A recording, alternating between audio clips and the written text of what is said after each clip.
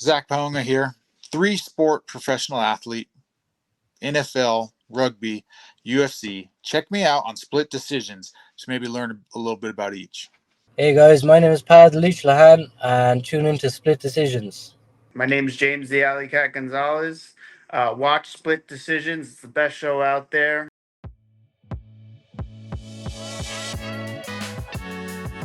Buddy, Rob J. Speck, the host here, for another episode of Split Decisions. You're probably thinking to yourself, what is Split Decisions? Well, by now you should know it's the hottest combat sports show anywhere around. We bring in fighters and noted people around the combat sports community and ask them the good questions. No pre-made cookie cutter stuff around here. We have Combate Global's Patrick Lehane joining us. How you doing, sir? I'm good, lads. How are you getting on? Excellent, man. And thank you for joining us once again. And I'll say this, your voice, instantly iconic. Everybody in the States already knows where you're from, my man. It's pretty famous in the fight game. Now, I asked you just a little bit ago, but I want to go into it. I know most of your fights are in Combate. You've already had a good amount of experience in Miami, coming to Florida several times. But just give us a little bit of your own take on what it's like to fight stateside. Yeah, I absolutely love fighting over here.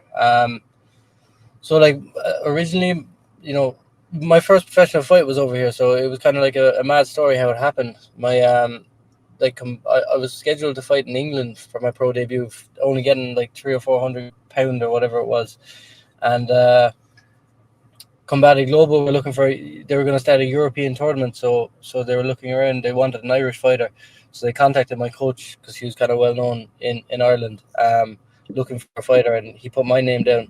And they originally said no, and so he went around asking people in Ireland, like fighters in Ireland, who was available at, I think it was at lightweight, who was available, and everyone was tied up in contracts, so or injured, or they're out for whatever reason. So then he came back again and put in my name again, and they said they'll put it forward. So they put it to the athletic commission, and they said I didn't have enough experience because the other lads in the tournament had like over 10 professional fights each, and I obviously had 0. But we knew I had experience, so we had to go back. We got all my old boxing records, my old kickboxing, Thai boxing records. We pulled everything out of the past, everything we could find, and we sent it to the athletic commission. And then they said that it was okay. Then that they saw all the fights I've had, and then I got flown. I had to get flown to. It was during COVID, so I had to fly to Mexico. Stay there for 2.5 weeks, quarantined in a hotel room. Couldn't even open the window. It was like being in a prison cell, Oh my gosh! So yeah, we did that. Then we flew to Miami, and we were quarantined over here then, and fought in the tournament. First guy I fought, he was Sebas Santana. He was a Spanish dude. He had, I think it was like 8-2 or something like that. He had a fairly good pro record. I went in, I beat him. And then in the finals, I fought a French guy who also had a lot, like over 10 pro fights. And I finished him in the first round. So then I beat the 2 lads in one night, and then Combate gave me the contract. And then that like kickstarted my pro career. And I've fought every one of my professional fights here in Miami now. So this will be my 9th. Yeah, that is one hell of a story, my man. To pro debut, to have to kind of, like you said, the rejection at first, but not giving up, not taking no for the first answer, because you know you were equipped, you're well trained, that this wasn't your first rodeo. In fact, even though it was the first in MMA. So I really like that you're stuck to it. Put that, hey, no, I'm not a rookie. Look, here's what I've done. That's actually really cool, man. And then to make your pro debut against guys, like you said, about 10 fights or so, with all good positive records, and to do it all at once, plus COVID, bro, COVID, like in Mexico, like, there's a lot of legendary pro fighters that made their debuts in Mexico. So maybe that's all part of your legendary story later on, huh? Yeah. Well, it was all thanks to my coach as well, because he's the one who pushed for it as well, so I wouldn't have done it without him. Hey, shout out coach. What's coach's name? Liam O'Griffin. There you go. The Thank you, man. coach, making it happen. So there's see a lot of fans don't understand. You know, obviously the fighter has all the responsibility, all the work to do and stuff, but it's not done alone. There is Yeah. there's a very significant role that your support system, your coaches, and others in your support system play to help make things happen. Obviously, your story confirms that, right? Yeah, absolutely. Now, when you look into your record, obviously Combate is filled up in your pro record for MMA, but you have an event recently that I'm a combat sports junkie. At least I like to think so. I've been a fan of the game for a long time. I know Shudo originally. I know shoot fighting. What is Yeah. shoot boxing, sir? Yeah, I was in the same boat as you. I didn't even know what the rules were until we had the pre-fight rule meeting with the referee in broken English, you know. So we didn't really know the rules either. But yeah, it's in a ring, so it's in a boxing ring. It's kind of like basically Thai boxing with judo throws, and you get a certain amount of points for different types of throws, and the way like you've got to lift them over your hip height and then throw them, and depending on to be honest, I still don't really know the rules, but I just went in. I knew I was fighting in Japan against in a historical stadium. It was in what was it called? What was the name of it? Sarukin Hall or something? Yeah, Sarukin. Sarukin Hall. So there's been like lots of famous fights. Like Floyd Mayweather has fought there. Lots of huge fights have gone on there. You know, so it was cool. I jumped at the opportunity. Basically, I didn't really care what the rules were or anything. Fought a good kid, and yeah, just boxed the head off him basically. I actually know of that hall that you speak of. I got to go to Yeah. Japan. I got to go to Japan once myself. Yeah, that's a legendary place. Unfortunately for me, there was no. I didn't get to watch fights there. I had to go do something else at the Tokyo Dome. But anyways, yeah, you fought in what would be like literally, like you said, a mecca of sport, one of the great places to ever fight ever. Yeah. That I mean, man, you're a man that just goes overseas all the time, takes any action you can get. Looks like. Yeah, absolutely. Can you expand on your experience in Japan? What was that like? Yeah, I absolutely loved it. So again, I went there with my coach Liam. We've been on every trip together. He's been to Tokyo before. He's got a background in traditional martial arts. He's a karate black belt. He comes from a family that do it. So he's been over there before. So yeah, we went over. You know, we saw the sights. I'd cut a lot of weight for the fight. But after the fight, we got to enjoy, sushi and everything. We had about a week there, so we got up that huge tower, the tallest building in Japan. We did a lot of sightseeing, all that kind of stuff. It was cool. I like Japan. People are very respectful. Like you give a woman a seat on a train and she bows to you for 10 minutes. And like, just fucking take your seat. Like it's kind of it's awesome, you know? Like we're not used to it. So it's a completely different culture. It was mad seeing it. I loved it. Me too, my man. I had so many like, is this for reals? Like, yeah, the culture is wonderful. The people are wonderful. And it's no rubbish anywhere, and there's no bins inside. I don't understand it. Dude, thank you for bringing that up. There's like very little trash cans, but there's no litter. I actually got to talk to some locals, and they say just the concept of honor, that to be caught littering, to be caught degrading yourself or your property or people's property is so shameful that they don't do it. And I was like, whoa, like that's next level society stuff, you know. Sure. Yeah, did you learn this one while you're there? That like, so like obviously when you eat, if you burp while you're eating, it's nice, like it's a compliment to the chef or the staff. I don't know. Yeah, so if you just belch while you're eating is a compliment. But here's this one: if you walk like in public and you're drinking while you're walking, that's rude. I didn't know. Yeah, like, I don't know. We got weird rules over there. It's a totally different world, my man. If there's no one on the road, if there's no cars coming, and it's just it's not a busy road, people just will not walk until there's a green man. I just fucking everyone's staring at me then. Yeah, I'll be honest. My first 2 days there too, I was like, well, I just checked the traffic and went for it. But the other thing, since we're on this topic, but isn't it cool the amount of walking bridges they have? Like you really often don't, if the road is big, you don't have to like go across the street. You're just not involved with the cars. I thought that was genius. Lads, I think this is all over Europe. It's just in America you don't have these. Every other country Well, has it. I You have to will accept flip it that. over. Yeah. I will accept that L. Come on, Team America, let's build some bridges. All right, Hey with that, Patrick, speaking of fighting in cool places, Patrick, Combate Global in itself has a pretty cool atmosphere, a pretty cool presentation. Is there anything that you take away from fighting in a place that like puts on such a cool presentation? Even the octagon itself, the mat, seems to have really a cool surface to it. So if there's anything different about that or cool about that, I just want to see if you can expand. Yeah, I mean, so they are set up in like a TV studio, so it's there year round. So the fact that they don't have to move it around, they have like a really good setup. They have everything down. They have it running really smoothly. Um, yeah, the cage is good. Like the tarp is nice. You know, you go into some cages and you try and like depending on the tarp that's on the floor, you try and kick and you're gonna slip. You know, so I like it.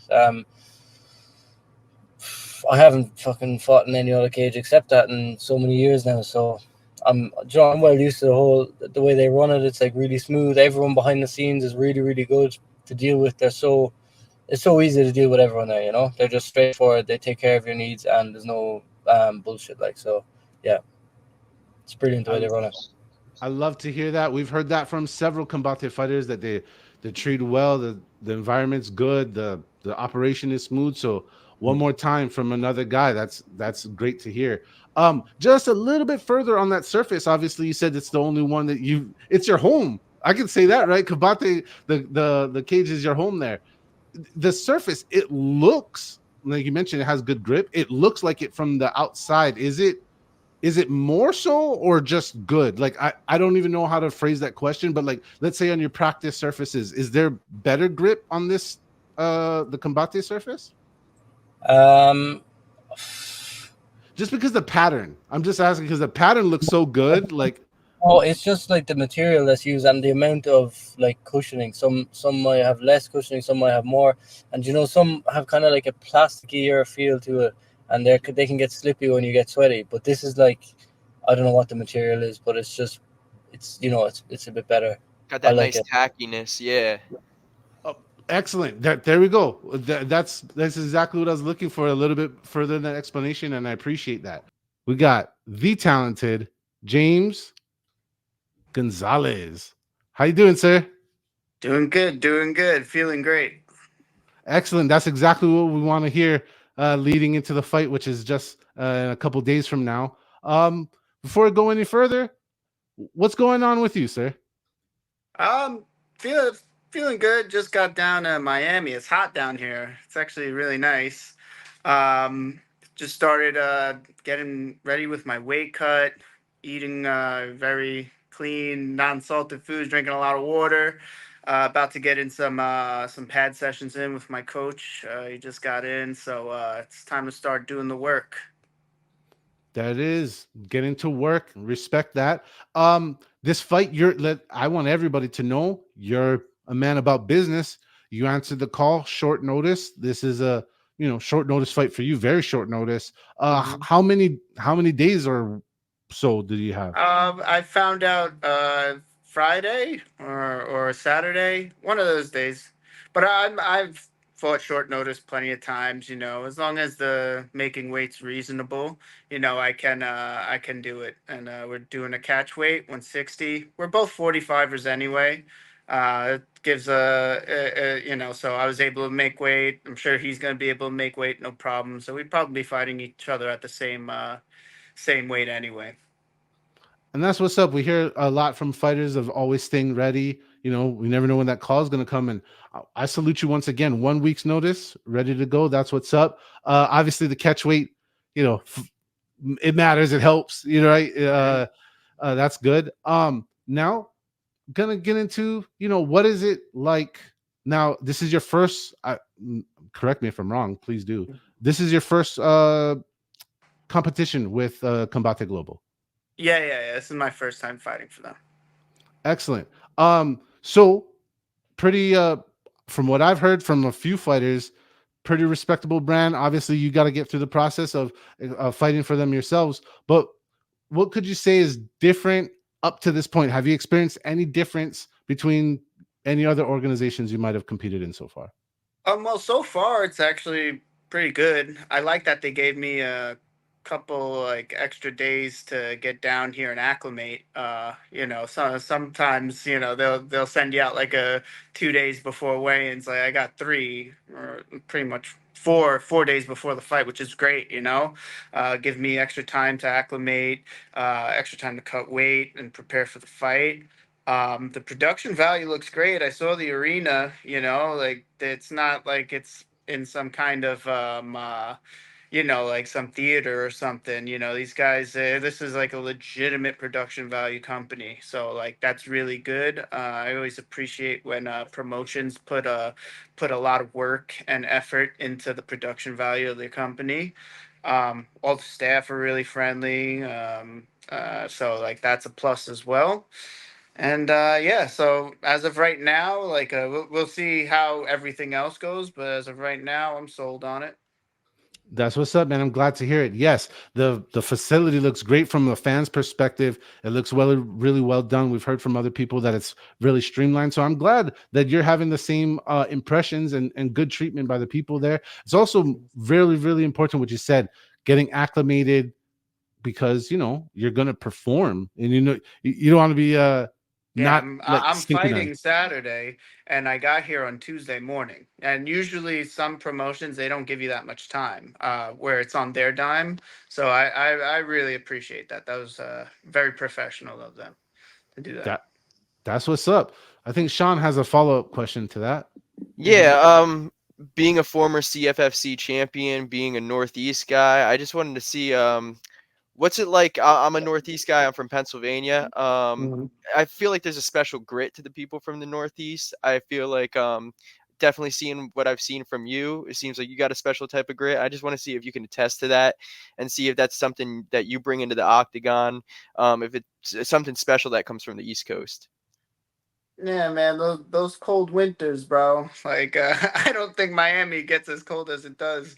When I got here, it's so hot. I'm like, man, this is nice, but I think those cold winters, that really kind of diverse mixture of cultures out there, it's kind of like a good melting pot. And there's, you have so many different cultures, so many different like working classes, so it's kind of like there's a lot of competition out in the Northeast, and it doesn't matter what you're doing in life. You can be a garbage man, you can be, a lawyer. Everyone's butting heads, getting involved in it, and then they're suffering in the cold. So I think that's probably what gives that grit to people from the Northeast. High level of competition is what I heard. Obviously, the cold. Yeah. My Hawaiian tropical ass. It can't be I can't be Yeah. bothered with that. I can't. If there's Mhm. snow on the ground, I will not be found. That's my motto. Yes. Yes. But man, you're talking about the level of competition, the density of population, and that you fought on several big stages. Mhm. And this is another. Is there anything special or different that you're gonna do different, or you're just bringing what you know to this event? Well, I think the biggest difference is gonna be is I had some mistakes that I had to correct and things I had to overcome from my last couple losses, and I'm going into the fight with a different mindset. Also, just I feel healthier, stronger. I've been doing a bit more strength training. I actually was thinking about moving up a weight class because the weight cuts to 145 I feel like are taking a little bit more of a toll on me than they used to when I first started, and with that mindset, I feel like I'm healthier because I'm not always worrying about my weight. It's a good thing the fight's a catch weight, so I can kind of like settle into the weight class and see how I feel fight night. But right now I feel great. I'm eating, I'm drinking. I've never been like this full and hydrated before a fight, you know. So I think this is going to lend itself into fight night when I do compete. We have the ultra talented, multi-talented Zach Pauga. How you doing, sir? Doing good. Thanks for having me on. Absolutely. So let's get right to it. What's going on with you? What do you want the world to know? I wish I had more news. I'm waiting on an opponent for the end of the month, but there's nothing I can say about it yet. I don't want to put it out there. I don't want to jinx it, but I'm waiting just for a guy to sign the contract, and hopefully it happens. It's like 3 weeks away now, so I would love. I'm preparing like I'm having a fight, and I would love to know for sure that I'm fighting. Status of limbo. We've talked about this in the past before. Getting fights for everybody seems to be like a genuine duck goose game. I think it's really interesting that you're saying you're preparing like you're going for a fight. You obviously have the, we're just, I respect your privacy. We can't say certain things, but you know who it might be. So is this a first for you? Like just training for a kind of like an unlocked character opponent? No, unfortunately, it's not. I wish that it was, but this has been almost my whole fight career. I've never fought the guy that I signed to fight. It always changes. And I get it. I'm not sitting here saying people are afraid or anything like that. Things happen. Schedules change. People get injured. Camp sucks.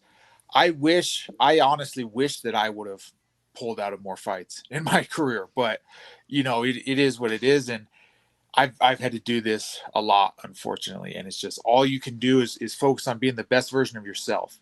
Like, I do like to game plan. I do like to see my opponents and know what I'm doing, but I have experience just trying to be the best version of myself. Sounds like the martial arts journey, the quest in general is always just you versus self and getting better. But I appreciate you sharing that. And in all honesty, obviously, fan supporter here, but hey man, I hope you get, the best results and best clarity for that.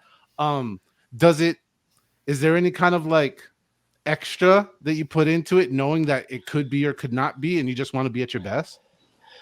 I mean, so this one, it's not as big a deal right now because I'm not cutting weight anymore. I'm fighting at heavyweight now, and that's the hardest part, which is why I'm removing it. Like, cutting weight, if you cut weight and then the fight doesn't come through, that could ruin your whole year. Like, if it's a bad weight cut, or you can't bounce back, or then they want to fight again 3 weeks from now and you just did a weight cut and now you have to train again and then cut weight again. So I'm going back to heavyweight, so I don't have to deal with that anymore. All right. Well, boom. What do you mean you didn't have nothing to say? I had to update the ticker right now, live time. UFC light heavyweight Zach Pauga, boom, boom, boom. Now heavyweight. And he was there before. He has the experience, so it's all good. So that sounds like a genuine positive. I mean, we hear from every single fighter. That's the least fun part of the entire career. But sincerely wish you all the best with that. I hope you get clarification soon. And man, there's another thing you shared not that long ago. You went overseas and Thailand. Tell us about it. So Thailand is my favorite place on earth. It's so amazing. The people are so friendly and the food is delicious. But I was also there cornering a one championship fight. So it was very cool to get experience, a different promotion, just see how they do things, and just be out there experiencing something completely different. It's totally different from the UFC, totally different, but it was very cool and it was a great experience. I wanted to train while I was out there. I was trying so hard to train while I was out there, but we were fighting in Bangkok. So I set up all these privates in Bangkok. Well, we were like staying an hour away from Bangkok. So I had to cancel them all as soon as I got out there, because I, couldn't have the tuk-tuk guy drag me all the way to Bangkok and then back when I was trying to help my partner get ready to go, A 1 hour tuk-tuk or tuk-tuk ride is not ideal. And super, let's be honest, like them shit's wild rides, right? Yeah. They're wild rides. Now getting into the one experience as a cornerman, right? Seeing the vibe, seeing the whole thing. First off, we got one championship fans here. We support it all. We like seeing. We were watching the fight. We saw you in the corner. But could you maybe expand on not just the organization difference, but maybe the fans, the way they're interacting? Was there any difference, or were they similar? Yeah, it's completely different. It's a different universe over there. And I'm not saying it's better or worse, but it is very cool. They're very focused on the martial art. Like they want you to express whatever your martial art is, they just want you to express it. It's less about the violence, right? And especially the fans, the Thai fans aren't as much about just, just bleed. Like they want to see what you can do. They like so my teammate Vanilla Thunder, he's a wrestler, big time, powerful wrestler, and they appreciate that he's going to go out there and wrestle guys. He also finishes guys, which is, to his credit.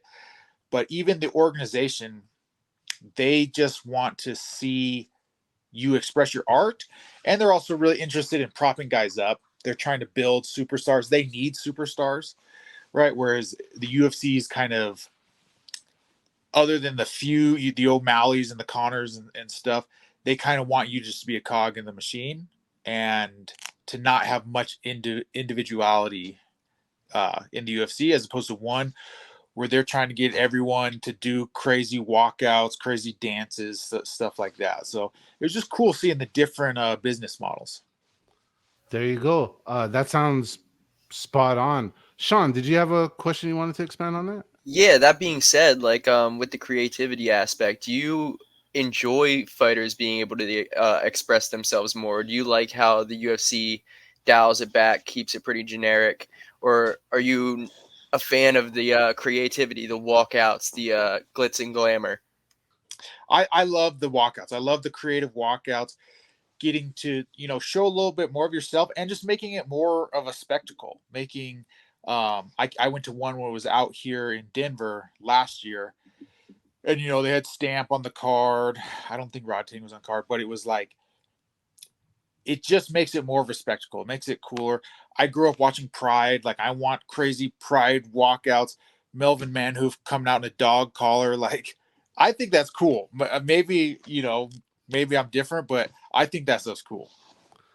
Different? No. You're talking from the Pride FC fans right here, man. We love that shit. And I'll be honest, some of us, we talk about it. We talk about the lack of show. When you watch the Pride or even Rising to this day, one championship, you feel not like you're just at a fight, but you're at a production. So I totally get that. And like you said, it helps get people behind you, man. Like there's multiple elements to a person to like, and just getting to know them, what they do in a cage is like just a piece of them.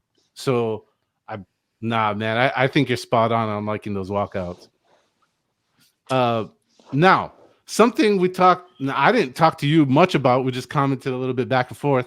I've seen some people giving you some compliments, some really awesome compliments, bro. They'd be like, hey, look at that body. You want to expand on that? I mean, just super, super weird, because I wouldn't even describe myself as someone that's super jacked or super, attractive, good looking. But I was randomly making a comment on it. It's so funny. The official page for a show my kids watch. The show's called Bluey, and on their official page, they were talking about how they cut out a scene because the dad dog is like worried about his weight, says he's fat and he's worried about it, and they cut that scene out. And I'm just being an idiot on the internet. I just make a comment, that if this scene bothers you, you probably need to go exercise. And it just blew up. It had like 20,000 likes, but there was people in there telling me that like my profile picture is perpetuating unrealistic body standards. And I'm looking at that going like, I mean, I think it's all right. That's why I made it my profile pic. But if you think this is unrealistic, I mean, so I just had to ride with it, threw it up on X, and, got more love from the people. So that was cool. I've never experienced that before. That was really cool. That is actually very cool. And yeah, I mean, I'm gonna back you up. If if you're looking in the mirror and having a problem, that's a problem you got to take on yourself. So I back you up 100% there. And unrealistic expectations, my man, you earned it. And on the other side of that, like you said, when it comes to that stuff, like look around. I'm sure, like in your previous experience in the NFL or rugby, or even here in the UFC, like there's just badass athletes everywhere. So for you, it's like, what are you talking about? So that's the main point that I never made, is that it's as realistic as it gets. Like there's nothing special about me. If I can get it done, anybody on Twitter, on X, on Instagram, anybody can get it done.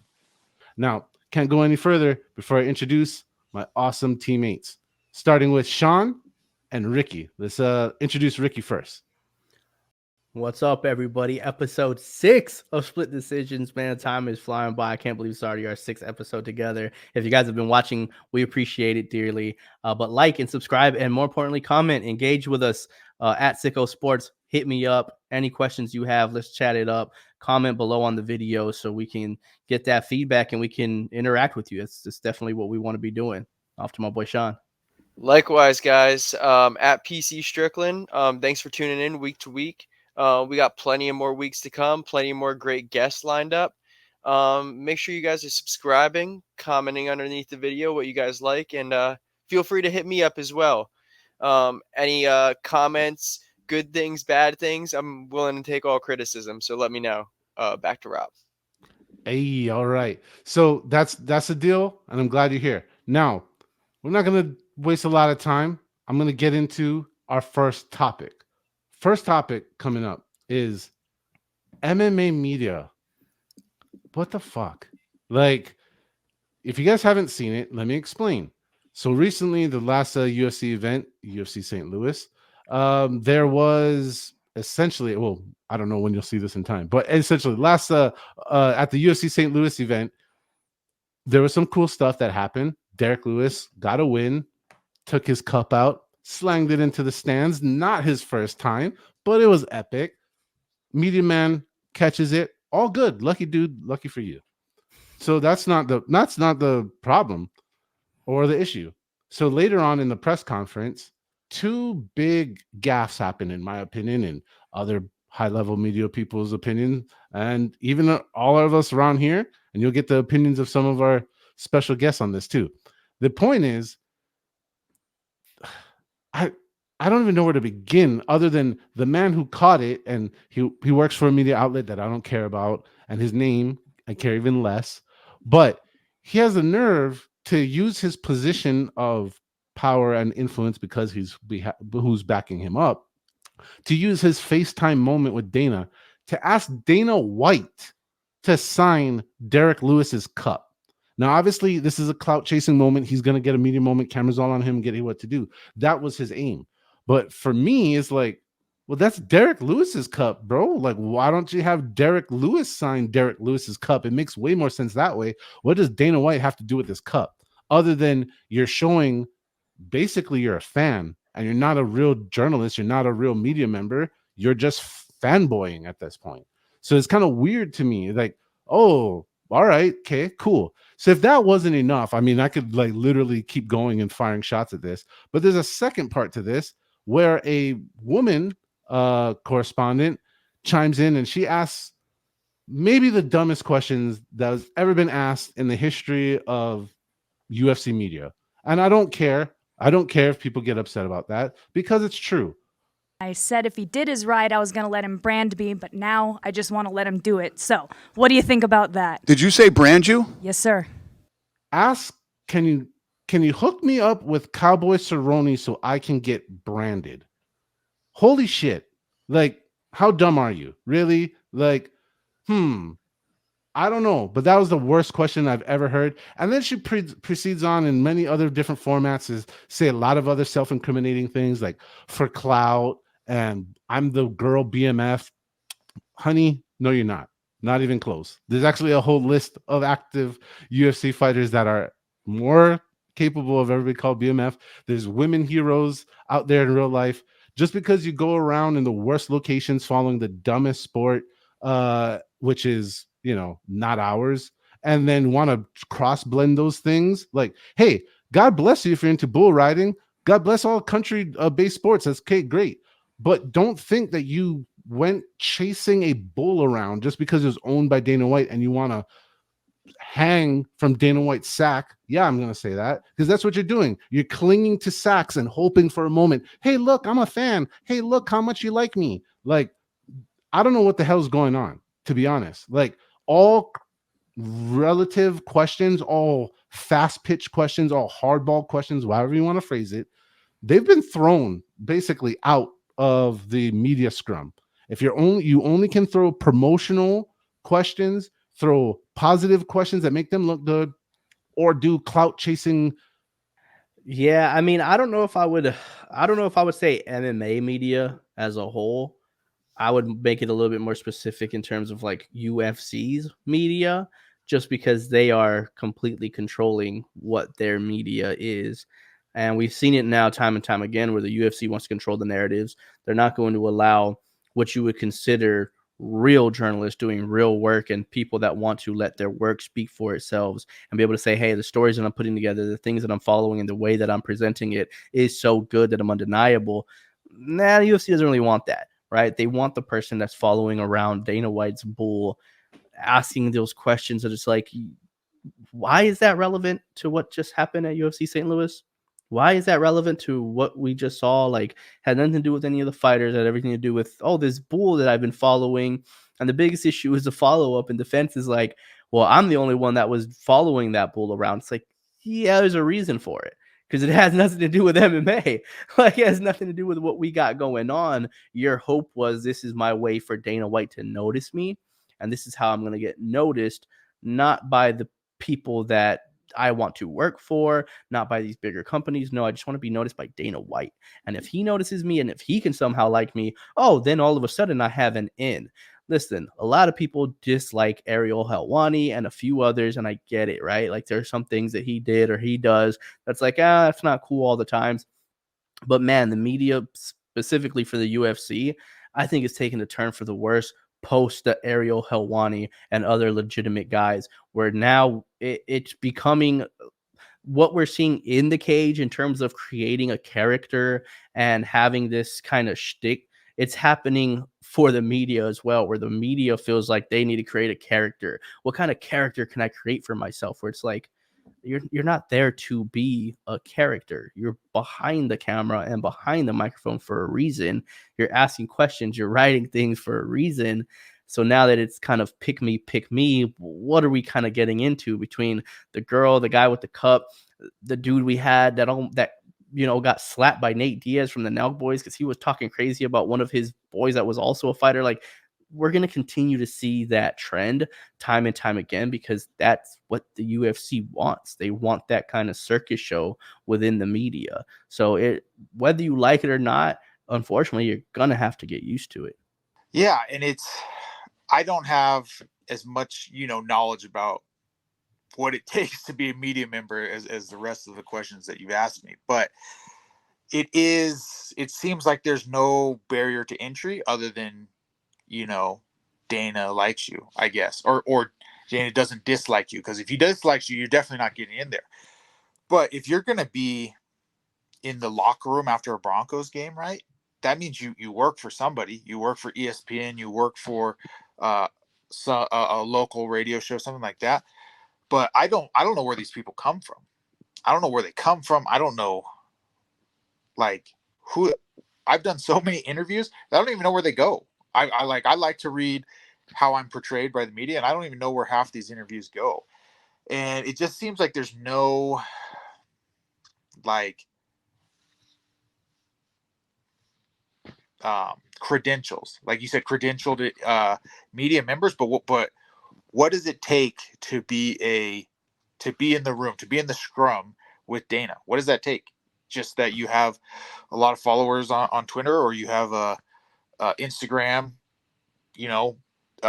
web page. It's just I have no idea who these people are and where their stories are going. My man, I'm in the field and I don't know either. But I can tell you some of these guys that do a go through route, and I wish it was based on Twitter followers. Maybe I could get an invite. But some of these people they don't. They have like 400 followers. They literally they just get jobs, and this is the way I know some people do it.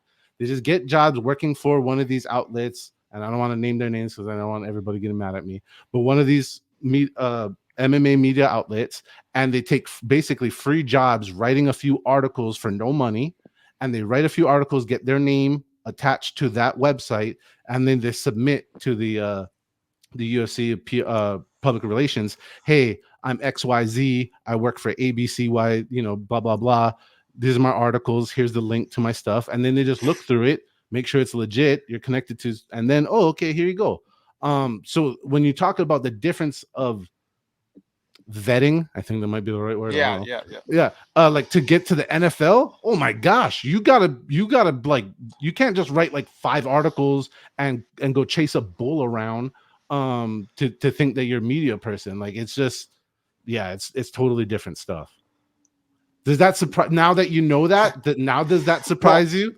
That sounds exactly what it's like. It sounds like, oh, you've watched 4 fights and written an article on each one, and now you're asking me these stupid questions. That's exactly what it sounds like. And it's like the real big names, right, aren't even allowed in. The Ariel Hawanis, what's his name, Luke Thomas, right? These guys that are the actual like big names in MMA media aren't even allowed to come in and ask questions. And that's why, because those brothers like me, I would ask some questions that's harder to answer, or the people really want to know. Not talking about, like you said, it's turned into a, hey, let's make Dana White look good show. All soft, underhand, soft pitches. Because anybody throws a heater, they know they're out of there. That's just the fact that that's a weird thing too, right? The commissioner of the NFL doesn't do a Tuesday interview where he's talking to people about the rule changes or what's going to happen, right? It's an interesting dynamic we have. Definitely interesting. Sean had something he wanted to add to that. Yeah, these cookie cutter questions, I'm sure they can get repetitive and annoying. Is there any times where you're sitting up there after a fight hearing those same questions, or before a fight hearing those same questions, where you're just waiting to get out of the room, I'm sure? And what's your thought process when you hear those same things over and over again? So it's always just abundantly clear when they ask these questions that these people have never been in a fight before. And it's for your general fan who doesn't fight, maybe it's good. Maybe it's good for them to hear, yeah, I was trying to not get punched in the face. That's what I was trying to do. But for me sitting there and all the fighters listening, people that are, or even people that have watched a lot of fights, big people that are big into the sport, it's a waste of time. You could be asking me literal things to help improve my brand or to talk to me, but you want to ask me, what was the game plan? The game plan was to punch him in the face more times than he punched me. Were you worried when he took you down? Yeah, man, I was worried. And that's why I tried so hard to get back up. Like, it's just a waste of time. That's it. And you're not there to waste time. And I don't know. And I honestly don't know if that's beneficial to non-fight fans, or I'm going to say this, people who didn't train or maybe get into a scrap themselves or whatever. They didn't explore those options. I can't see how that is furthering their education, knowledge, appreciation of the sport. Like, yeah, I mean, like you said, that's common sense. When was the last time you got forcefully put down into the ground and you're like, sweet, bro, this is awesome? Like, no, that's never happened. Like, it doesn't matter what. So yeah, a lot of these questions Rob can answer themselves. Everything these reporters ask, I feel like they're self-answering questions, and I want to hear some new shit, and especially like shit about you guys. It gets boring for us fans after fights hearing that stuff. So and that's like, anytime, like we were talking about with mic time, if I'm getting mic time in front of the camera, it should be to either let the fans know something about me that they don't know, or to know what I want, me to put something out there to happen. And unfortunately, like, unless I take control of it, that just doesn't happen right now. And you better get used to it, because that is the way it is going. That's the way it's been going. I don't see anybody big enough in the combat sports media space to stop the flow of blood, if you will, to change the course of this. It basically, now the media scrum in the UFC has turned into the Dana White's Cool Kids Club. Luckily, I have not been exiled from it yet, because I never applied. I don't think I'm gonna, and I don't really care, because I like to talk what I want to talk about. I like talking about the truth, and I don't like anybody holding me down. But you know who puts us up? Can't go any further without talking about the wonderful app, the wonderful company that backs us up, the AllStar Sports app.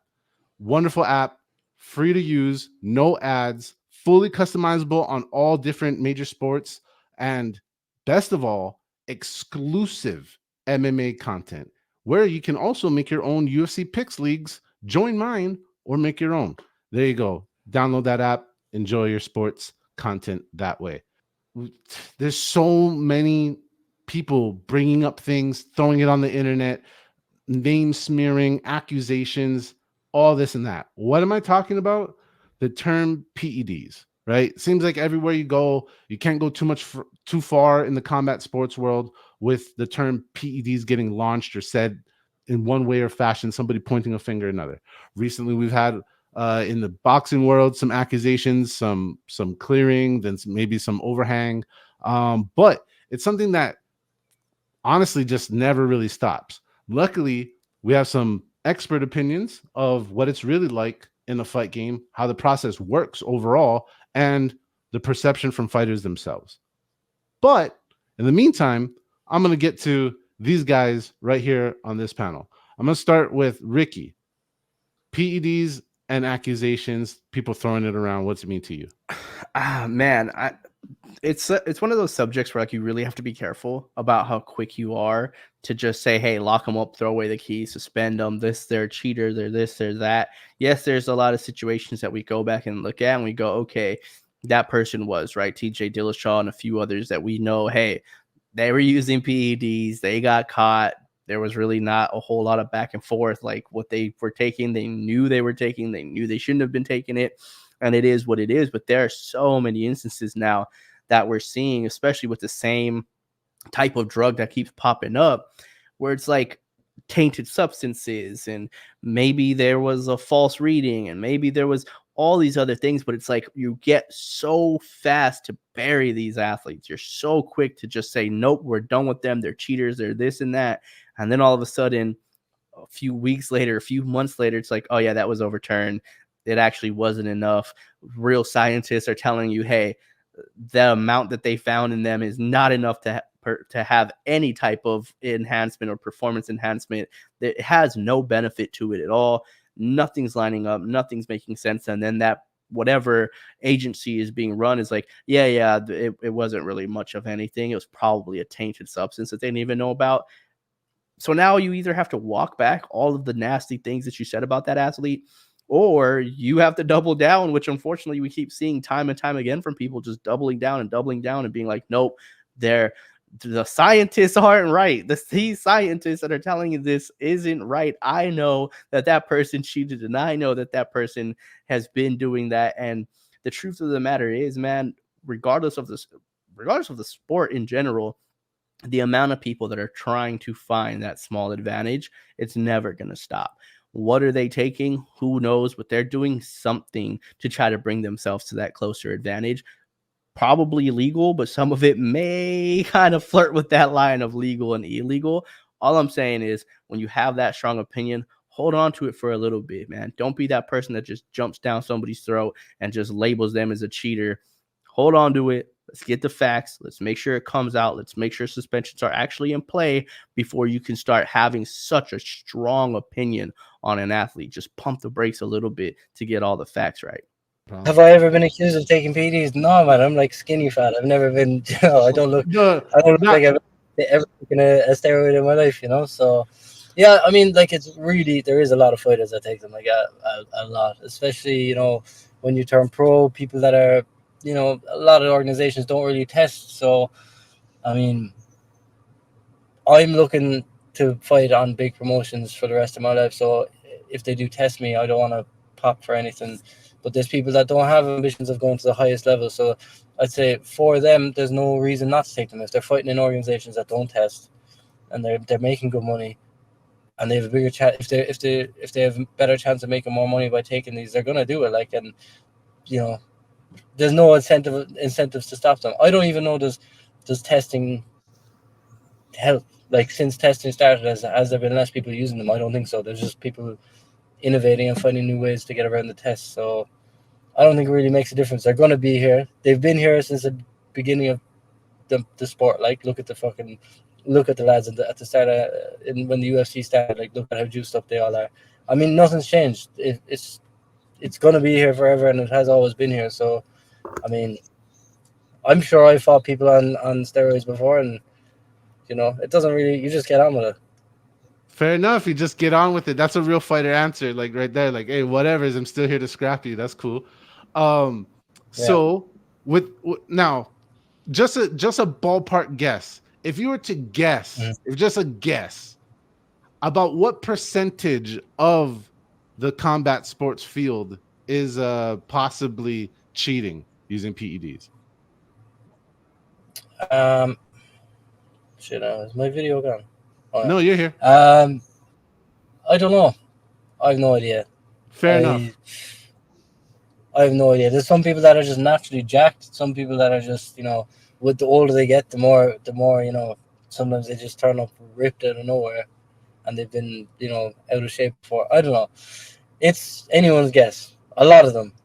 Well, I know definitely like in jiu-jitsu, like there's a lot of like ADC and stuff like that. They're guys and that like they don't hide it, like it's obvious because they don't have like VADA or USADA or like any of these doping agencies testing all the time, I guess. But it literally just comes down to, what promotion you want to fight for. Like, do you want to fight in the UFC? Well, guess what? You're getting tested. It doesn't matter how good you are. You're going to get surprise tested. And if you want to compete at that level and that thing, you're going to get tested. If you're competing in boxing, I know like that's probably maybe why you're asking is like because of like the whole boxing fiasco that's going on right now and guys getting caught up with that.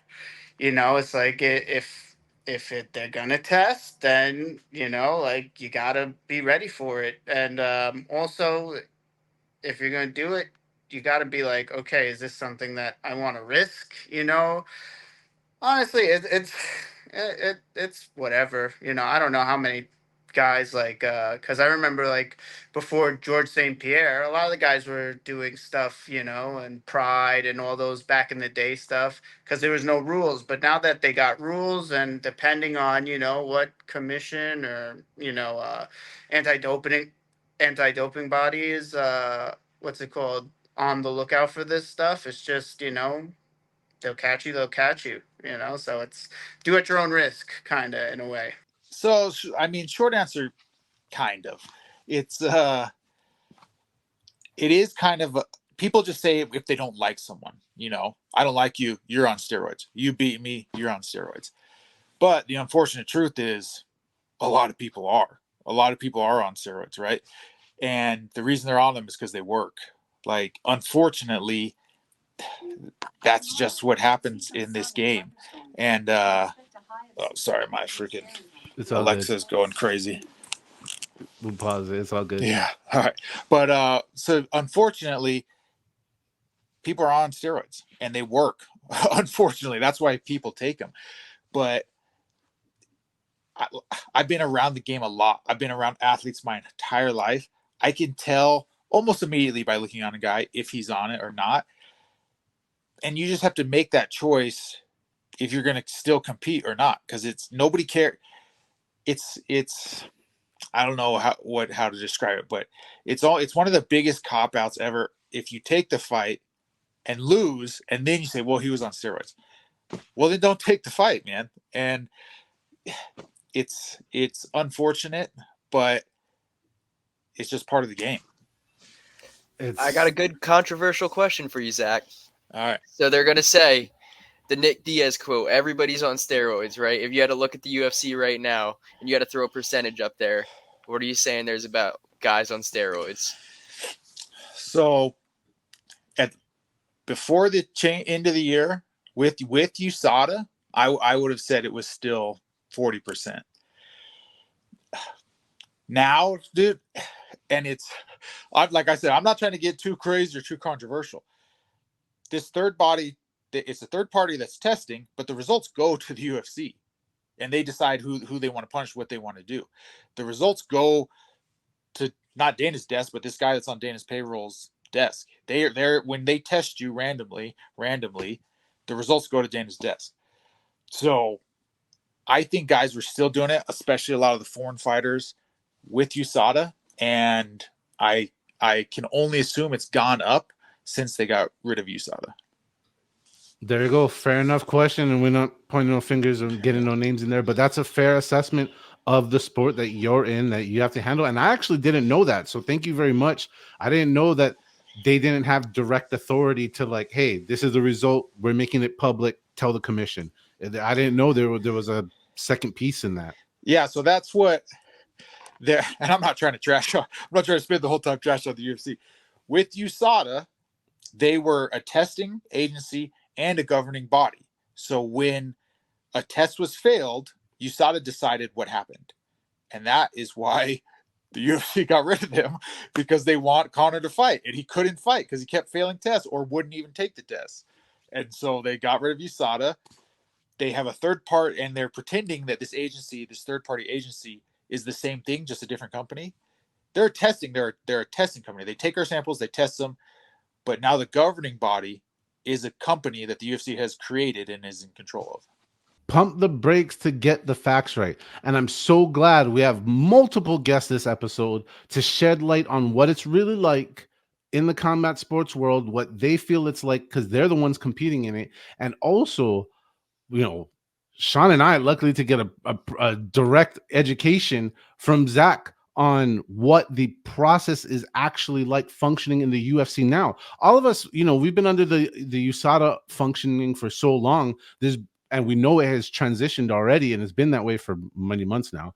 But the point is, like, we don't know exactly the step-by-steps how that works. Now we do. So, Sean, what are your thoughts about PEDs and its accusations?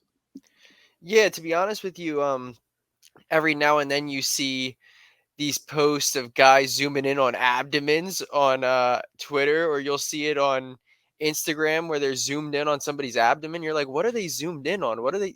And they're like, there's acne on their abdomen. Those are hole marks from their injections for steroids. And I'm like, I don't really know if this is just people like zooming in on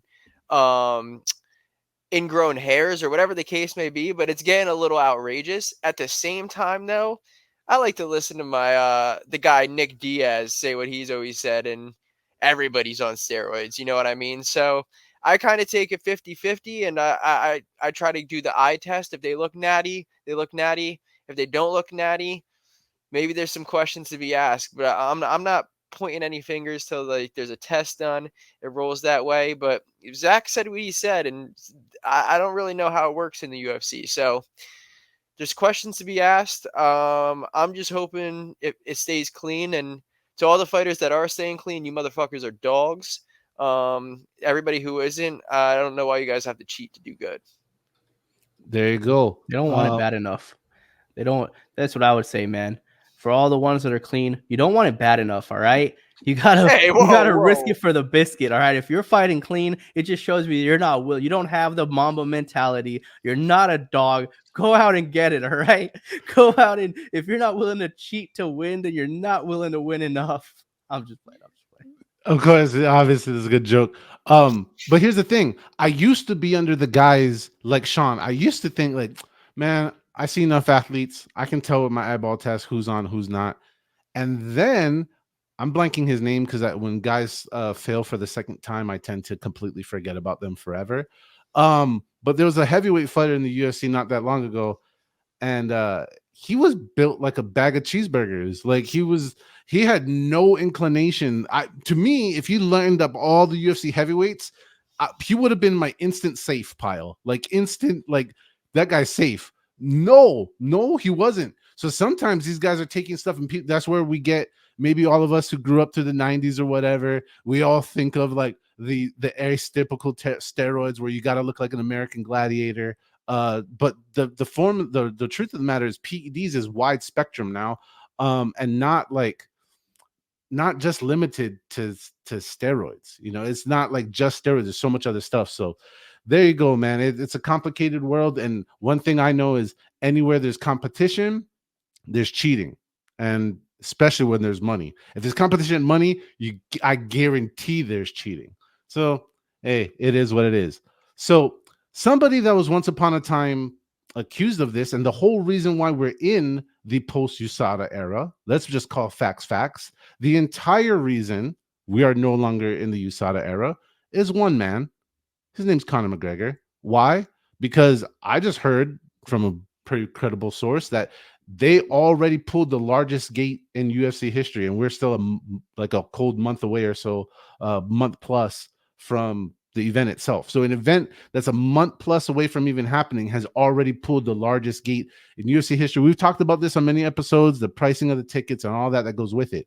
But there's a reason. There's a reason why the regulatory commission that was USADA has completely been thrown to the wayside, is because there was an athlete that would not comply to the regulations that were in place. It's just that simple. Now, that man is essentially as big as the sport himself. He is, in some ways, like Ricky mentioned in previous episodes, he's like single-handedly almost the Super Bowl of the UFC's in like menu of their schedule, right? When he goes on there, it's like that. It's the high point of what they're doing. So we know what it is, the old hip hop song, cash rules everything around me, right? And it never stopped. It's never stopped. It's going to keep being that way. So Conor McGregor has a direct effect on the way fighters think, the way fans think and interact and feel, and on the fight business. We've covered that before in the past. Luckily, we have some guests that can really elaborate for them as fighters on what it means to them. So I'll be honest and upfront to begin with. I'm a massive Conor fan. I like the dude. I like the way he fights, and he showed fighters how to get paid. Right? No one has been able to do what he did. But he gave you a blueprint, right? And guys have tried to copy it unsuccessfully, but he gave you a blueprint on how to get paid in this game. Make people care about the fights, accept the fights, knock fools out, talk trash. That was his way, was talking trash, but be vocal. Let people know who you are. Show people who you are. And everything, the tide rises all boats, right? I don't know if that's the right saying, but everything has gotten better for fighters since Conor started. And he's getting crazy now, which is fine, but it is only a benefit to us that he remains involved in the game. He could run, he could leave. He doesn't need to ever fight again, any day in his life. But it is a benefit to every fighter the longer that Conor is involved. I have, when my wife introduces me to her friends that don't know anything, literally don't know anything about mixed martial arts, and she says I'm an MMA fighter, they all ask me, "Oh, are you going to fight Conor McGregor?" Like, they don't know anything about weight classes. They don't know anything about styles, but they know who Conor McGregor is. I mean, I believe you, dude. And your answer, hopefully, is absolutely. I say I would. I said I would. If he'll accept the fight, I would. There you go. Yeah, I mean, I totally get it. And I'm glad that you shared that. You're a Conor fan. Because like you said, all the great things he's done directly, indirectly, giving that model, giving that blueprint, and now, branching off, and I know he's got many business ventures, but branching out, becoming a vocal present face in bare knuckle. I'm sure the fighters who fight over there are going to benefit from it. So I like the fact that you're saying, a rising tide lifts all ships. I mean, I totally, it's actually something I say every once in a while myself. So I totally get it. Yeah, I mean, like he changed it, didn't he? He's brought it to a new level that no one else has before him. He's still the biggest name. I mean, did you see, like, Dana said there that it's already the biggest gate. It's like over 20 million for his return fight. So, I mean, nothing's changed. He's the biggest to ever do it. And has he changed the fight fans? I don't know. Like, I think that the Irish fans have been good for any sport that they follow. They've been really good. They've been really into it. He's just the first one that brought it to that level. You know. I don't know. What was the other question? Oh, just that simple. If you, that's your take on his impact Like, on the fight game. He's huge. Like, like, he's the reason I started MMA. I was doing boxing as a kid, and there was one summer, when I was with me and my brother did boxing together, and there was one summer the gym closed down for the summer break or whatever, and I wanted to keep training, and I had just recently started watching McGregor fight, and my brother was big into him as well, and we looked up MMA gyms, and that there was an SBG just after opening in my city. I was like, oh shit, that's the gym McGregor trains. And me and my brother, we had no car, no money or anything, and we just said, fuck it, we'll call them. Or we texted them on Facebook, and they said come down the next day for like a consultation. So we had no way of getting there. We'd never even been to that side of the city, really, you know. So we just walked there. It was like a 50-minute walk or something like that. We you know. And we got to the gym, and it was like this huge facility, and we got met by all the people in there. And I remember Liam, my coach, he was there the first day. He taught me and my brother how to do a triangle in the ring, and I was hooked from the very first day. And now, what is it, like 7-8 years later? I'm fighting in Miami with him. You know, flying around the world to Japan, to Miami. He's built a crazy gym. They've just revamped the whole gym there, so it's been a mad experience, and it's all probably because Conor McGregor has made the sport so big. His backstory, like honestly, like I was more of a jujitsu guy initially when I started training. I didn't like start training to be an MMA fighter. But like as I was, watching and then seeing his career, like he came from nothing, he's, on social services in his country, or they were needed help from the state and stuff.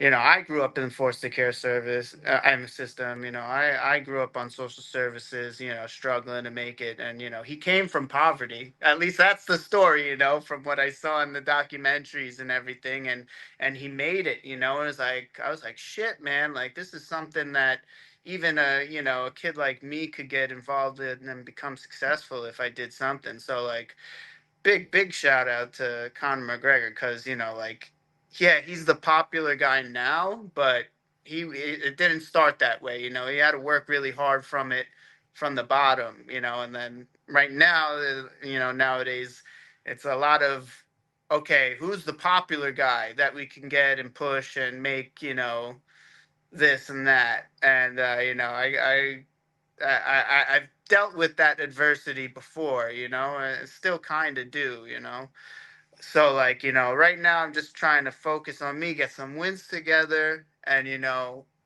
go after it. And who knows? Maybe one day I can have maybe a little bit of what Connor got, if I keep my head on straight. Now for us, I'm gonna go to the fellas. I'm gonna start with Sean. Sean, you know what the question is, my man. What you thinking? Yeah, Connor has that huge effect on the fight game. I mean, you see it in the way the guys walk, the way the guys talk, the way they do things. It's almost like everybody at this point has a little bit of Connor in them, or they've shaped their game around Connor, the do's or don'ts.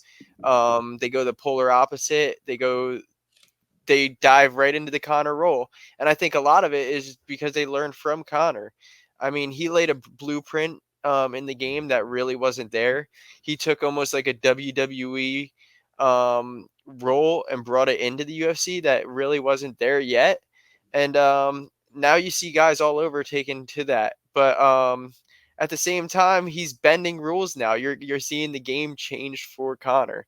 Like you guys said, he's like the Super Bowl, but at the same time, it's almost like when Connor's around, it's not the UFC, it's the Connor show. So it's different. It's a different vibe anytime he's around. He's one of the only fighters who might not have a belt with him, but he'll still headline a pay-per-view. So that's very rare, and he just has that effect, and you see it taking place with all these guys year after year after him. Success, money, influence, all great stuff. I'm gonna borrow something that Sean just said though. Ricky, he just said Connor kind of, he's a little bit inside of everybody. Has he been inside of you? No, he used to be right in my heart, so he started talking shit about my boy Sugar Sean. All right, now he's gone. He's on the outside looking in. But it's crazy when you think about Conor McGregor. The one thing that's wild to me is you would think that the diehards, right? The you guys watching, trust me, you guys are not casuals. The diehards would know the most about the power, the effect, the draw, all of that of Conor McGregor. But the wild thing is that it seems like the diehard UFC fans, the diehard MMA fans are the ones that consistently underestimate Conor McGregor. I thought even Conor's return it's not the same effect. The day of him and Habib, him and Poirier, him and Cerrone, those days, it's been so long. It's post injury. It's all of these things. The expectation for him isn't going to be there anymore.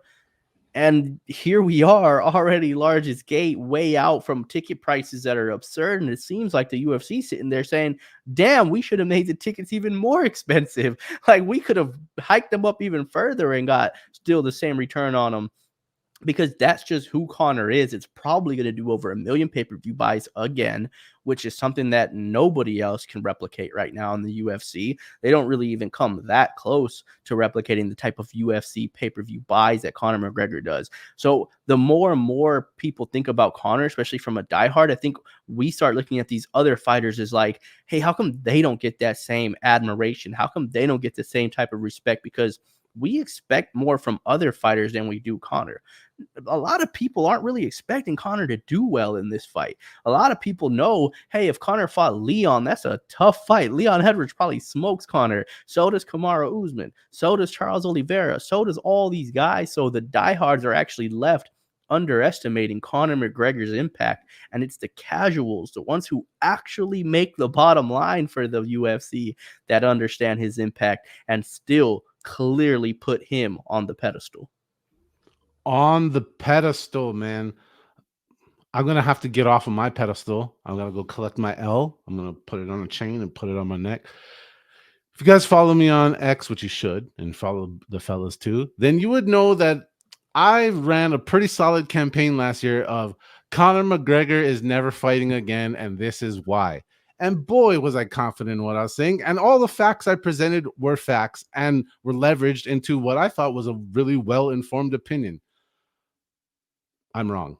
I was wrong. I'm fully wrong. Conor is fighting again, and boy, is he fighting and making everything change all over again. I want to borrow something Sean just said a little bit ago. It's funny how a man changed the game, so to speak, who changed the game in his way and his delivery, and everybody talks about the Conor blueprint now. And it's crazy that the game, taking Sean's word, has now changed for McGregor. So you're talking about impacting a sport, then a sport adjusting, and it is really something special. I've genuinely, I refrain from like, oh, you never seen this before from someone or whatever, because memory's long and usually something is built off of something else. No, this right here honestly has never happened before. So kudos to reaching a level where everybody else has to adjust to you. Now, we talk about Conor's effect and Conor's magic, and it's not just what he does in the cage, it's how he talks on the mic. And that's a serious skill set, which leads me to the topic of mic time, do's and don'ts. Now, sure, if you guys watch the show, you've known I fumbled a good that 10,000 times in 6-7 episodes, but it's okay. The point is, you only got so much TV time. You only got so much mic time. You have to treat that with the value that it is, because it's extremely high. And there seems to be a real general misunderstanding on how to use it to your benefit. Luckily, we have some experts who've been there, done that, and they know what's up. Well, I know, because I remember when I was fighting for the Challenger Series, they wanted to do an interview with me, Kenny Florian, and I was like, okay, and it was like pre-fight stuff. It was just like right before we were about to fight. It was supposed to be like a quick thing, and I'm waiting, and he didn't say anything to me. He just started like he was just like, okay, we're gonna start on like this time. I'm gonna ask you some questions, and we're gonna go from there. So I had an assumption that it was gonna be about the fight, you know. So like they go live, and he starts talking to me about like my childhood and shit, and I was like not prepared to talk about what happened to me as a kid or system, especially like trying to get into like my fight thing. I thought he was gonna ask me like, oh, what do you think about your opponent, or like what are your strengths or here or there. So like I completely like blanked out and fumbled because like we're about to fight and like I think like the fight start in like an hour or so. So like I'm just like mentally not there for that. And I felt like kind of like Ricky Bobby from Talladega Nights. I kind of got like put on the spot. I didn't know what to do with my hands. And I remember like getting through it, not really having like a bearing of what I was trying to say, and the camera went off, and he just said goodbye, and I was like, oh shit. But it was kind of funny. I laughed at it afterwards because I was just embarrassed. But like yeah, it's probably important. Like you guys did before. Like it's good to ask what we're going to be talking about because then you can at least get in your head. At least like a string of words or at least some reference of what you want to talk about before you just have a camera on you. So be sure to, if you're going to do an interview or something like that, especially if it's like a live interview with like for a big promotion or whatever, try and get to the topic that they want to talk to you about and have that ready. I mean, in combat, they don't really give you a microphone, do they? But no, I don't think I wouldn't really plan for it. It's just whatever happens, happens. At the time, maybe it's smart to plan for it if you think that if you're one of these people like fucking the American dude that's fighting in Colby Covington, yeah. He plans everything he's saying, and it's worked out for him. Like some people like can do that, and it works, and some people just I don't know. Like I just don't think I really care about it that much. I don't think it's a big like. It's maybe smart to plan what you're going to say, and some people are good at it, but I don't really do that. I just say what comes to my mind, Yeah, so a lot of people do mess it up, right? And the most important thing when you go into the cage, right? Winning is important, and you want to win. The most important thing when you go into the cage is that you have another fight, and that's you only get that from the mic, and just having an idea of what you want to say, who you want to call out. And it's not about being Connor. Like you said, copying Connor, quoting Connor. That is definitely don't do that. Definitely don't do that. But it's just, and this is from The Rock. I didn't come up with this, but he said when he's The Rock, that's himself, just turned all the way up, turned up to 11. And that's when you get your 3 minutes on the mic. That's what you have to do. That is not the time to be the humble guy, to be all whoever they send me. Be yourself, but turned up all the way. That's one thing. After Curtis just knocked out Jalton, I was literally just right in his ear, and all I told him was, "Tell them what you want. You don't have to talk." He's not a trash talker. He didn't say anything negative, but I just said, tell them what you want. Tell them what you want. And he went out there and called out Tom in his way. Do you ever have a game plan yourself of what you would say? Do you have a pipe bomb ready to go? You don't have to give it away, but have you been preparing yourself? I'm ready for this one. Or are you going to let it fly just on the whim? So, I mean, right now I'm kind of myself stuck in limbo, but when I do have fights, when I do go out there, I always have a plan. I know exactly what I'm going to say before they ask me any questions. And that's another big piece too. Whatever Bisping, whatever DC, whatever they ask you, who cares? Say what you want to say. Grab the mic and say what you want to say. They're going to ask you some nonsense about the fight. That fight's over. No one cares about that fight the second it ends. Set up your next fight. But on top of that, we got the boys' opinion. So I'm going to start with Ricky. Mike time, do's and don'ts. Oh man. Where do I get into All right. I've been going not on here, right? Not anywhere besides in the spaces, which you guys obviously need to be joining us in the spaces during the fights. Follow one of us, see our icons pop up purple saying we're in the space during one of the fights. Come in and join us. But if you have joined us, you would have heard me going on a lot of rants and tangents on Joaquin Buckley and how annoyed I am from what he's been doing. Let's backtrack a little bit. First, he has a phenomenal performance against Vicente Luque. And let me make sure I say this. Everything Joaquin Buckley does in between fight time is awesome. I love watching him. He is great. He has a flawless performance against Vicente Luque. He has Gilbert Burns behind him. Before he even gets the mic, I see Gilbert Burns and I go, oh, he's calling out Gilbert Burns. This is perfect. This is awesome. Great. He's going to call out Gilbert Burns to his face. Gilbert is Gilbert. He's a dog. He's not backing down from anybody. We might have a little face off. UFC, Dana White, everybody's going to see it. Live on television, live on ESPN Plus. We're going to get that fight next. Instead, he does it. Instead, he just kind of talked. I don't even remember what he said, who he called out, what he did. That's how memorable it was for me. And then afterwards on Twitter, he says, I would like to fight Gilbert Burns, and starts trying to yap at Gilbert Burns. Hey, buddy, you missed your opportunity. Not everybody follows you. The amount of people that watch the UFC is a lot higher than the amount of people that follow you on Twitter. You had your chance. Why did you blow it? Okay, no problem. He fights again. Has another phenomenal performance. Does a great job. Here we go. Call out Gilbert Burns, a fight that you said you wanted just a few weeks ago. You can do it now on camera with everybody watching. Instead, he calls out Conor McGregor. It's as good as me calling out Conor McGregor. You're not getting that fight.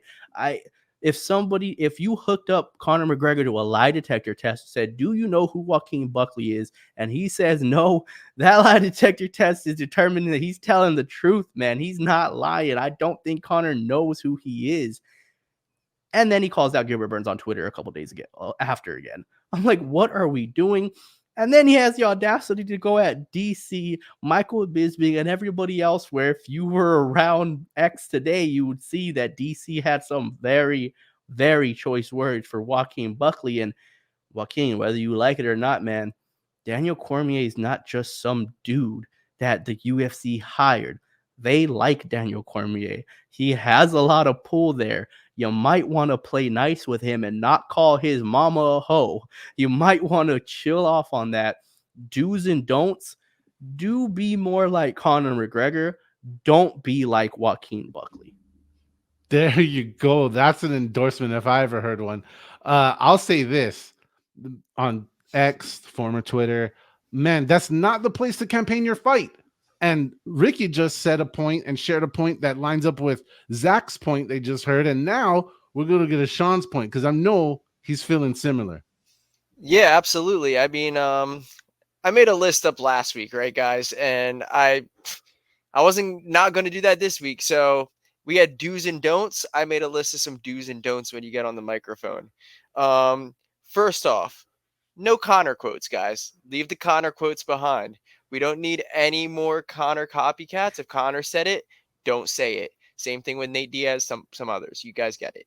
Second, no Connor call-outs. Come on, Buckley. You just did that. But we'll leave that in the past. This is for the future, guys. No more Connor call-outs. He's not fighting you. Next, no after-party invites, guys. No one's coming to your after-party.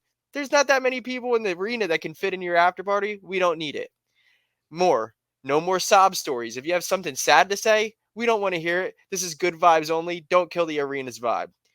Lastly, take out your fucking mouthpiece. If you're going to talk on the mic, take out the mouthpiece. We don't want to hear you sounding like Rocky in there. Just take it out. Here's some do's. Rhyme some words in unison. Chael Sonnen did it a bunch of times. It was fire. Said something about he fought 5 guys at once. Boom. Blew my mind. I love that shit. Go on to the next one. go on a screaming rant. Moicano's did it a bunch. Look what he's did. That shot him up the rankings. People love Moicano. His fans are going through the roof. And last one, try to rip the mic out of Joe Rogan's, DC's, Michael Bisping's hand. Be that guy that just wants the mic and just wants to hold it the whole time. I love that. That fires me up. Just some do's and don'ts for the fighters. There you go.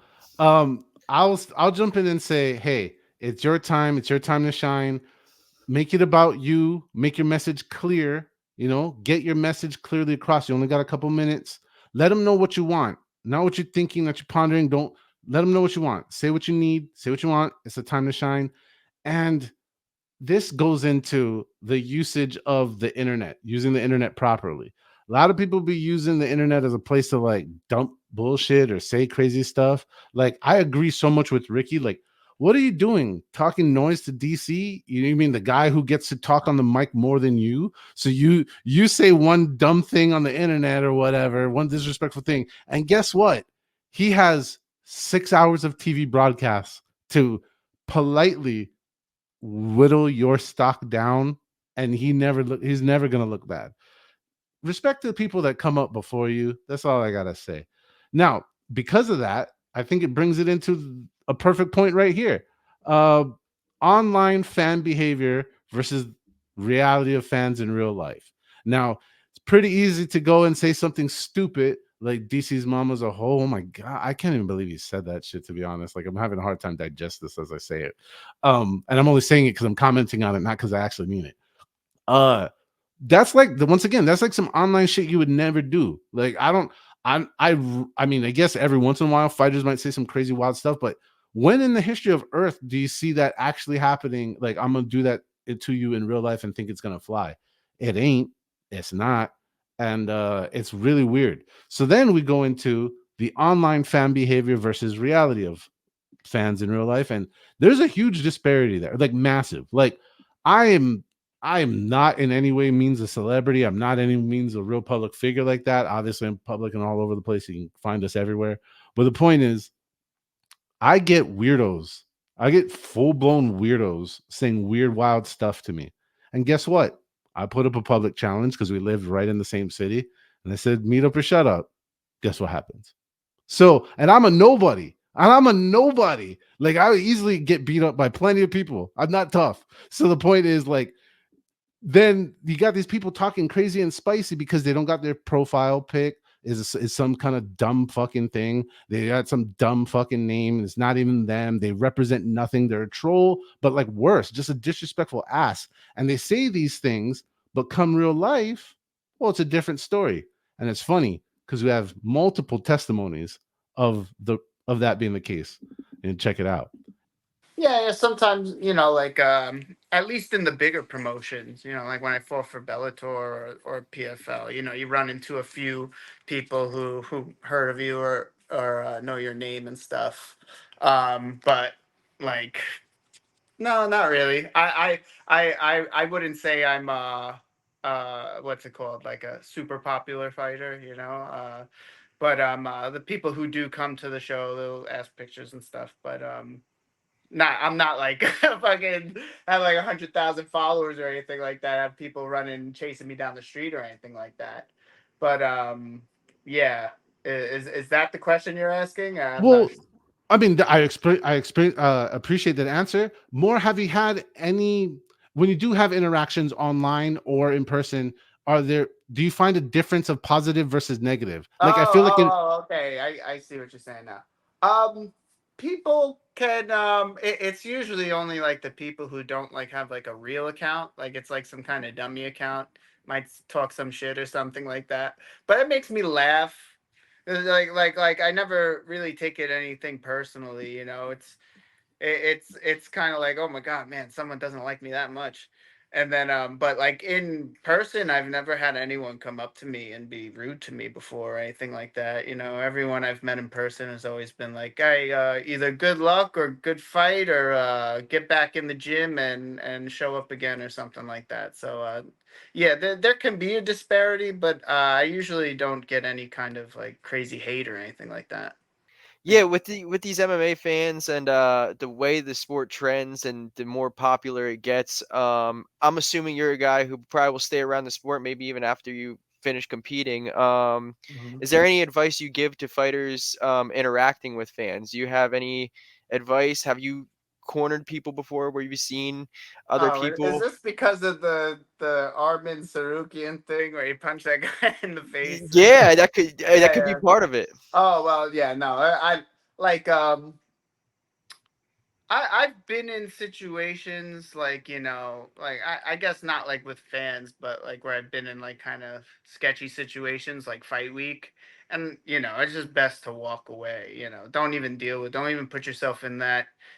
Just take the disrespect or the L and walk away, because I'm at maturity level now as a fighter. Is like, I don't fight for free. I'm not I'm not fighting some random guy who's talking shit to me or saying whatever. It's like, if he said, I'll give you $10,000 to fight me right now, maybe I'd fight him, but like, I don't fight for free. That makes no sense. So anyone who's like who would do something like that to you, especially if you have a fight coming up, or maybe especially during fight week, just think of it like that, man. I would say to young fighters, like, don't let people get in your head, like, mentally. Like, if you let people mentally get into your head, especially people who don't know you, it's like it's not a strength to have, and even people who you're close to, if they say something crazy to you, it's not a good that's not even a strength to have if you let those people that you care about get in your head. So it's important to put all thoughts into captivity like that. Yeah, dude, that's the beautiful thing about being from New York too. You get crazy people saying crazy shit all the time, so Yeah, I'm sure you're used to it. exactly. Yeah. And you know what? I'm afraid, in a general sense, that if the the amount of people who keep doing that and getting attention, they're gonna turn off fighters too. Eventually, fighters, there are people like John Anik getting sick of certain pieces of the fan base. So there you go. But it's not enough to just talk about the problem. You got to understand why, right? You got to go deeper into it. And my understanding analysis of this is something that I've been pitching around, and the responses I'm getting are pretty interesting and fantastic to me. The concept of the two fan bases, WWE and UFC, under the corporate umbrella of TKO, which then brought a new wave, a new era, an entire new era of fans into the sport. Now, what is happening though is you have a dedicated MMA and educated fan base with a whole new brash of crazed fans who are used to interacting with their stars and athletes. And I use that term respectfully to both sides, because I believe it's a live action stunt show, which makes you an athlete. Now they're not fighters though, and the way they treat and the way they act is very, very different. You have fighters who are generally themselves, or maybe they play into a persona to get more attention, but they're not playing characters. They're still themselves. Like when you see there are people in character, but they're real people, right? Like, I'm just making up stuff because I don't know like a whole bunch of characters in the WWE world, but that every one of those names, almost 95% of them are fake names. They're made up names. They're spin off of their original names. They're genuinely in a character. So they're playing also roles of being faces and heels, which causes like an illusion, right? It's okay to talk crap about XYZ wrestler because you're not attacking the person behind the character. You're just attacking the character as a whole. When you start attacking real athletes, it gets weird. So now I see a flood of these uneducated. It just comes down to uneducation, right? These people on this side usually probably never trained anything. They've never been punch kicked and choked for free. Or actually paying for fees, so it costs you money to do that. Or anything. So they're coming in with these wild opinions, coming off of things they've seen in a live action stunt show, and they think it's okay to just dump all over our athletes, which I find it weird. Long story short, the WWE fan base, the UFC fan base are mixing like cold water and hot oil. And it's not pretty, it's messy, and you can literally see it all over social media occurring all the time. Now, gentlemen, I know you guys got stuff to say.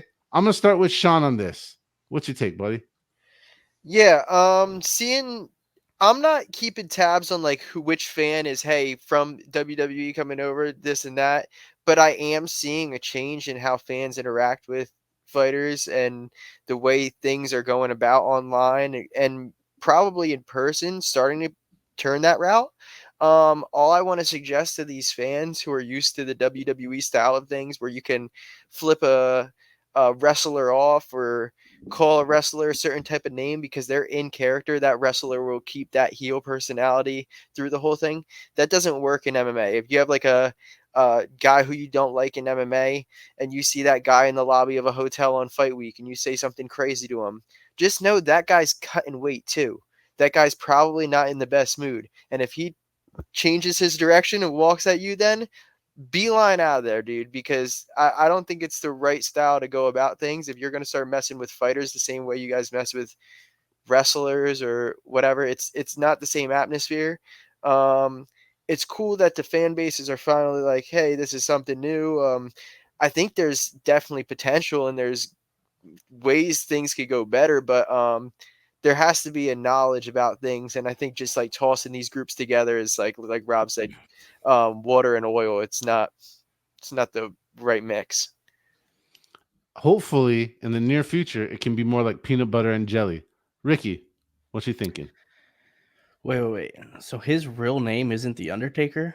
Yeah.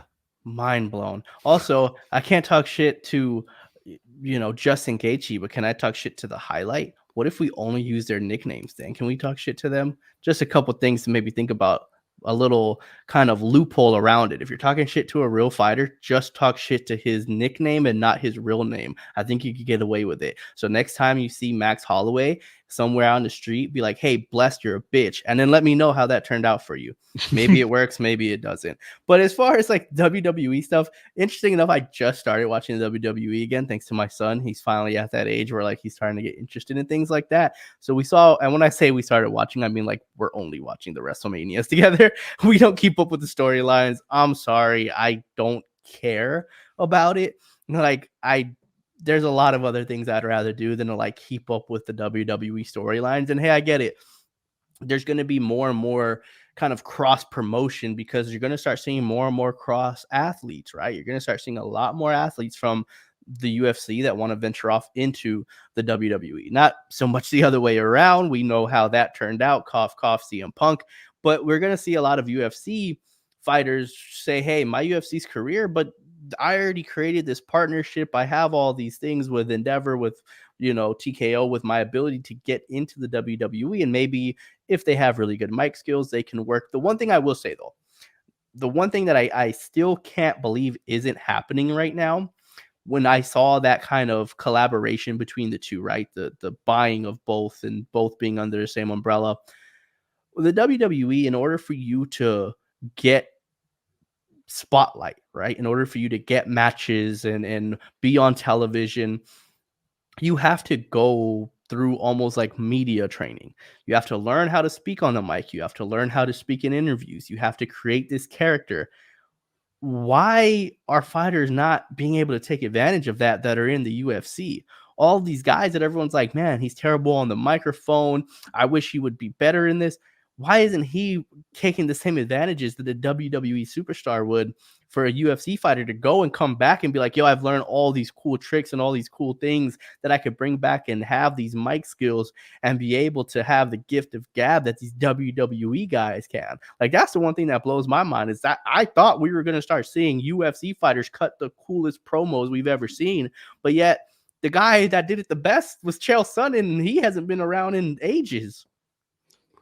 The best to ever do. The best. It's still real to me, damn it. It's still real to me. Hey, and I'm going to borrow an all-time classic phrase from the WWF, WWE world. The best there is, the best there was, the best there ever will be. Thank you, Bret Hart. And like, shout out when you're watching one WWE event a year. Mine is the Rumble. Anyways, man, the thing is like this. I'm gonna just throw my thesis on why that's not, because in the WWE, bro, you just like work on your wrestling craft, work out, and obviously work on stunts. But if that's the case, like, you don't worry about the result, right? The result is not in your hands. You're not fighting for an outcome. You're not preparing to achieve a certain result. not in combat sports, and especially UFC and everywhere else in MMA and combat sports in general, those athletes they're exclusively focused on the result. In the WWE world, you're worried about the process because you can only care about two things in life: the process or the result.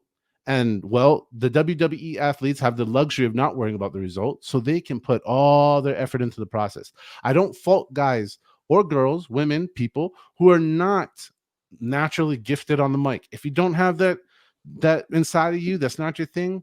Cool, be yourself. I'm cool with being yourself, but there is a little bit of awareness that, to Ricky said, I'm not saying everybody has to cut promos like The Rock or any other legendary wrestler that you fancy, because nobody's going to do it like that. But you don't have to be Ric Flair, you don't have to be The Rock, you don't have to be any of these people. All right. But if you just learn to use them, even if you are reserved, even if you are more quiet, you can use the mic in your own way effectively. So I totally back that statement up, and I think it's really worth it.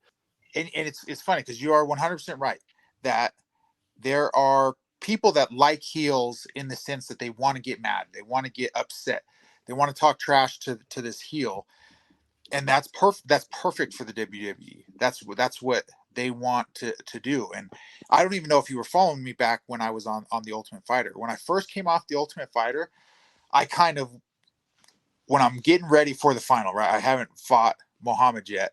I'm thinking I kind of want to be this heel. I want to go down this route. I'm talking lots of trash on Twitter at the time, and I was like trying to go down that route. And then we know what happened. Muhammad knocked me the fuck out, and I'm waking up in the back, and then all these like WWE-esque fans, thousands and thousands and thousands of messages wishing me to die, talking trash about my family, all this stuff. And I was like, you know what? Being a heel is not very cool when it's real life. When this is real life, when I wanted to win, when I wasn't trying to lose. So it is weird that we have this crossover in MMA and professional wrestling. It's because it's an entertainment sport. It's sports entertainment. So there's this weird crossover. But yeah, just the hate, that the crazy hate out of MMA fans and these WWE crossovers I definitely didn't experience it in football or rugby, anything close to what I get as a fighter.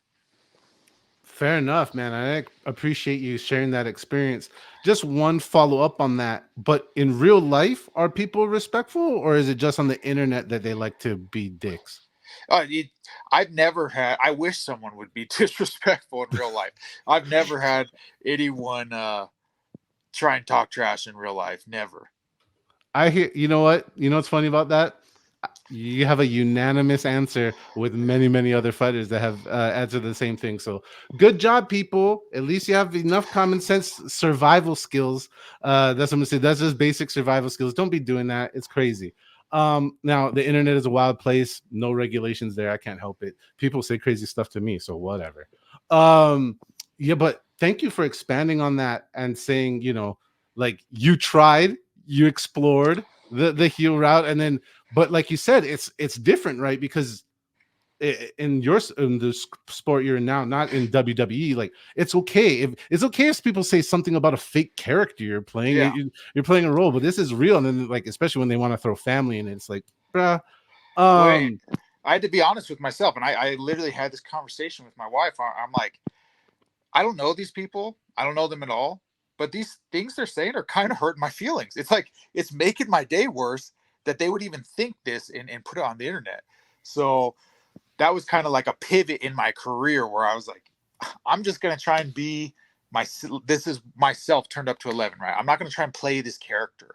I'm going to just be who I am, turn it up, let people see the real me, instead of trying to do anything for clicks, anything for likes, anything for that, and accepting all this hate that was actually like wearing on me as a person.